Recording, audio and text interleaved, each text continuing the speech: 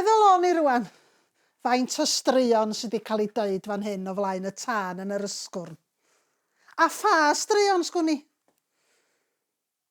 Mae'n bir debyg bod y stori nesaf yma wedi cael ei dweud yma. Stori o blwy Llanfachreth. Hanes Mab Rhiwefelen. Ffarm ymhen ucha plwy Llanfachreth. Ac un diwrnod, mi roedd o allan yn bugeilio'r defed. A dyma fo'n clywed sŵn nadu. Wel, rhyw sŵn crio, rhyw sŵn wylo tawel oedd o. Sŵn trist. A dyma fo'n dilyn y sŵn, nes ddoth o at dwmpath o frwyn. Ac yno, yng nghanol y brwyn, yn wylo'n dawel, roedd y ddynas hardda iddo fo erioed ei gweld yn ei fywyd. A dyma fo'n deud, beth sy'n bod? A mae'r ddynes yn dychryn. A mae'n deud, na'im byd i chdi, na'i ddim niwed i chdi. Beth sy'n bod? A dyma hi'n deitha fo, bod hi wedi colli ffordd, bod hi ar goll, bod gen i'n syniad lle roedd hi, a bod hi eisiau mynd adra, ond oedd hi'm yn gwybod pa ffordd i fynd. A dyma fo'n deithi, paid â poeni. Paid â poeni, Li.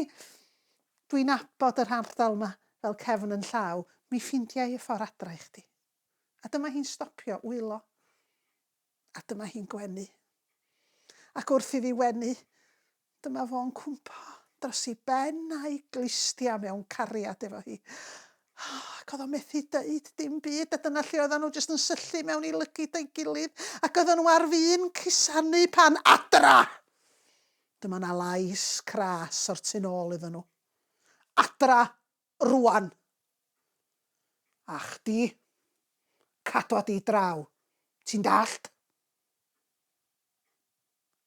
A dyma'r ddynas harddaf yn y byd, a'i thad yn cerdded i ffwrdd a diflannu i lawr i'r cwm nesa. Roedd y mab, wel, roedd o mor drist. A mi fydda fo'n ymweld ar twmpath brwyn, ddydd ar ôl dydd, wythnos ar ôl wythnos, yn gobeithio y bydda fo'n cael ei gweld i eto. Ac un diwrnod, roedd hi yno yn y brwyn, ond oedd hi'm yn wylo tro yma, roedd hi'n wen i gyd.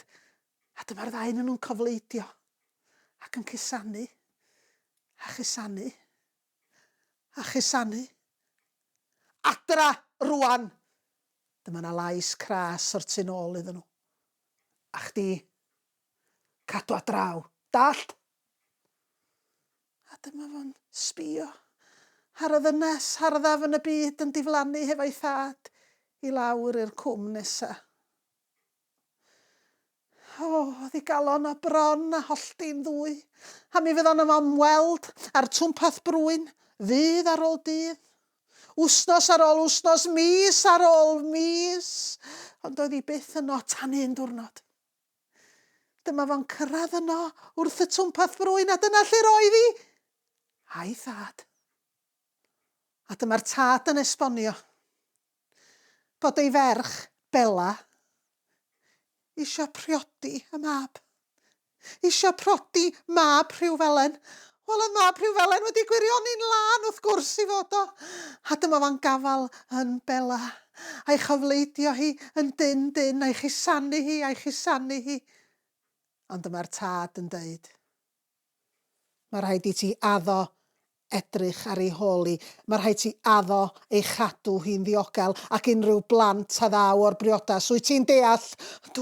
Yndw, dwi'n gaddo. Na i chadw hi'n saff a hefyd. Mae rhaid ti gadw unrhyw haearn draw oddi wrthi. Wyt ti'n dallt? Yndw, na i wneud yn siŵr na daw na ddim haearn yn agos at ti. A dyma fo a Bela yn edrych ar ei thad, yn cerdded i ffwrdd ac yn diflannu i'r cwm nesa. Wel, mi briodwyd y ddau i lawr yn abati cymer gan y mynaich. A mi fuon nhw fyw yn hapus mewn cartra cyfforddus a llon tŷ o blant. Ac un diwrnod roedd hi'n wyl mabsant yn Llanfachreth, ac roedden nhw i gyd yn mynd i fynd lawr mewn cert a cheffyl i'r wyl. Ond roedd rhaid dal y ceffyl. Ac roedd y ceffyl yn y cae. A mi ath o i'r cae i ddal y ceffyl, ond oedd y ceffyl ddim eisiau cael ei dal. Ac mi roedd o wedi gwylltio. A mi daflodd y benffrwyn ar llawr yn ei wylltineb, ac wrth iddo wneud hynny, pwy ddim dod i mewn drwy'r giat, ond Bela ei wraig. A dyma'r benffrwyn yn hitio Bela ar ei hysgwydd. A dyma hi'n sgrechian y sgrech mwyaf aniarol. A dyma fo'n rhedeg ati ac yn ei chyfleidio ac yn dweud, o, mae'n ddrwg gennau, o'n i'n di meddwl dyfrifo di. Dwi ti ddim wedi mrifo fi. Dydy'r haearn ddim wedi mrifo fi o gwbl, ond mae o wedi nghyffwrdd i. Ac o fewn 10 munud, mi roedd ei theulu hi, ei thylwyth hi, wedi dod yno i fynd â hi nôl i'w gwlad ei hun.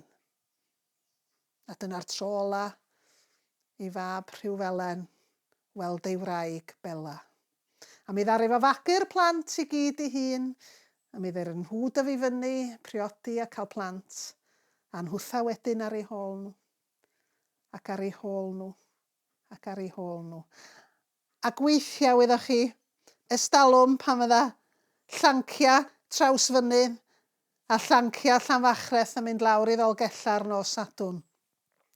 Mi fyddai hi'n mynd yn ffrwgl don o'n aml, oherwydd mi fyddai llancia Dolgella yn herio llancia traws a Llanfachreth drwy galw nhw'n belisiaid ar ôl ei hen